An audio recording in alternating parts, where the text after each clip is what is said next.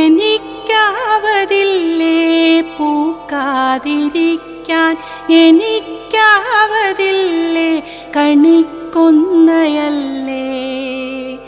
വിഷുക്കാലമല്ലേ പൂക്കാതിരിക്കാൻ, എനിക്കാവതില്ലേ. വിഷുക്കാലമെത്തിക്കഴിഞ്ഞാൽ ഉറക്കത്തിൽ ഞാൻ ഞെട്ടി ഞെട്ടിത്തരിക്കും.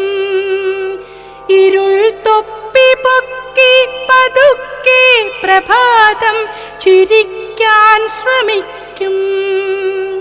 പുലർച്ചക്കുളിർ കാറ്റു വീശിപ്പറക്കും, വിയൽ പക്ഷി ശ്രദ്ധിച്ചു നോക്കും. ഞരമ്പിൻ്റെ ഉള്ളിൽ തിരക്കാണലുക്കിട്ട മേനിപ്പുളപ്പിന്നു